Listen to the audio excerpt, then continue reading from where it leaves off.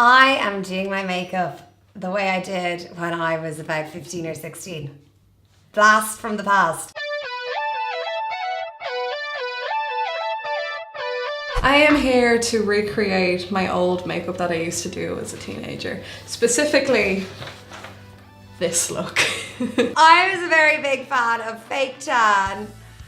And here I am with a big bottle of fake tan. This would be like an extreme glamour shot, I think, if you were going to call it the MySpace special. I was a big fan of orange.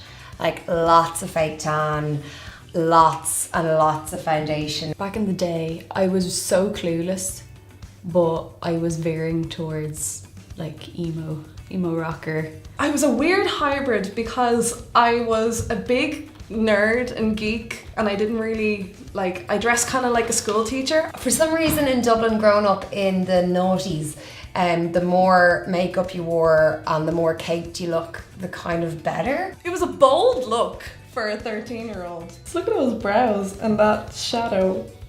Looks like I have two black eyes. This is my vanity case when I was like, you'd say like when you were 8, when I was 16. So the first step is loads and loads of foundation. I'm gonna start with a base, which has to be, of course, at least 4 shades darker than your actual skin tone. I used to use Dream Matte Mousse. All my friends used to use Dream Matte Mousse. We are all very different shades, but we all use the same shade. You know what? You probably didn't even look in the mirror. You're just like, I'm grown up now.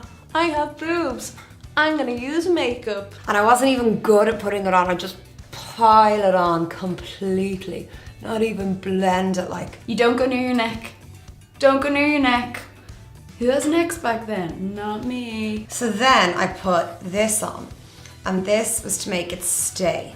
I remember thinking I didn't want to put too much of this on because in case it made you a little bit paler.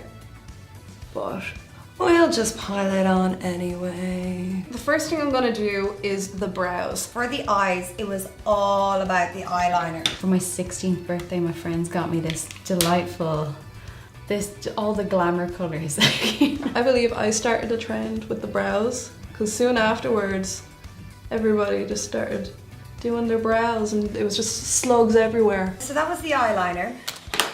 And then depending, now this was only on a night at the disco. This wouldn't be for, this at the moment would be kind of considered everyday wear. And blending wasn't a thing back then. We're just gonna leave it this way. But if I was going to say a disco, well then you'd know all about it, and I'd put on some brown eyeshadow over the top. So let's throw a bit of the brown on. Wait till we get to this purple. It looks like a bruise. Like you could definitely do stage makeup for people. Like definitely, you know, people who are bruised and freezing in the water in the Titanic, definitely use this. So here was my tip back in the day. Here's how you make any lipstick of any color that you want.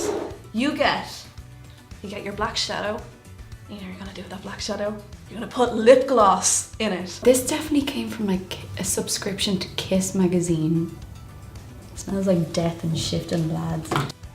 I was never even a goth. I wasn't even in a goth scene. I sat at home and listened to Phantom of the Opera. And I used the brown to make the lips look bigger. Get the shape. So once you have your brows and your lips, we're gonna move on to this very daring eye look.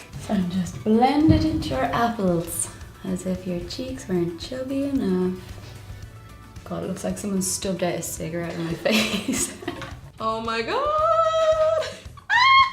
And then you get like pennies. These came in a multi-pack. I don't even have glue for them, but they definitely like stuck on somehow. So this is gonna take about 20 minutes because the amount of mascara I put on myself was ridiculous. Easy, breezy, beautiful. Oh. Yeah, so mascara is pretty basic. I haven't changed when it comes to putting on my mascara. I still mess it up and it goes everywhere. So.